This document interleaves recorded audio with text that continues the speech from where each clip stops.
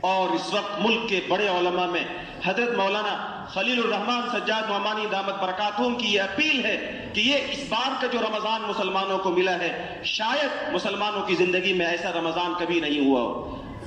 امت جن حالات میں ابھی گزر رہی ہے، مسلمانان عالم کے جو حالات ہیں، شاید اس سے زیادہ نازک حالات اس امت پر آج سے پہلے کے رمضانوں میں نہیں آئے۔ اس لیے جن مسلمانوں کو یہ رمضان ملا ہے، ان مسلمانوں کو یہ چاہیے کہ اس پورے مہینے میں اللہ تعالیٰ کے قرآن کی تلاوت کو بڑھا دیں۔ پچھلے رمضانوں میں اگر آپ کا معمول تھا کہ آپ 1 پارہ پڑھتے تھے، آپ اس رمضان میں 3 پڑھیے۔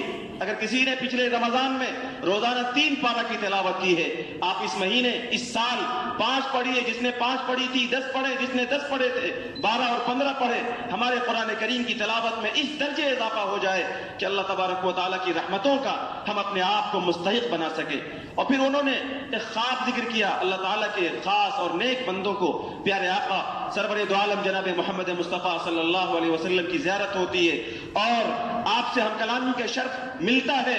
ایسے ہی اللہ کے کسی نیک بندے کو ملک کے اور عالم کے موجودہ حالات میں آقا علیہ الصلوۃ والسلام کی زیارت ہوئی۔ آپ نے دیکھا، دیکھنے والے نے خواب میں دیکھا کہ آقا علیہ الصلوۃ والسلام بہت مغموم ہیں، بہت پریشان ہیں اور ایک ایسے مکان میں ہیں جس کی چھت ہٹی ہوئی ہے، چھت اڑی ہوئی ہے، بے چھت کا مکان ہے۔ اور آقا علیہ الصلوۃ والسلام اپنے اس عاشق سے فرماتے ہیں کہ میری امت نے میرے دین کو چھوڑ دیا ہے، میری امت نے میرے دین کو ڈھا دیا ہے۔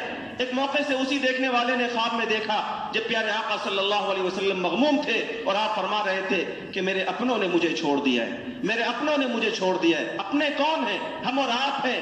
اس رمضان میں ہم یہ عہد کریں کہ مسلمانوں کی جو مجموعی حالات ہیں اس وقت فلسطین کے، غزہ کے، سوشل میڈیاؤں کے ذریعے سے آپ تک پیغامات پہنچ رہے ہیں۔ آپ اپنے گھروں میں اپنی بیوی بچوں کے ساتھ افطار کے سارے ساز و سامان کے ساتھ بڑی مسرتوں کے ساتھ افطار کر رہے ہیں اور وہاں معصوموں کے پاس پانی کے چند قطرے بھی نہیں ہیں، وہاں لوگوں کے پاس افطار کی سہولیات بھی میسر نہیں ہیں۔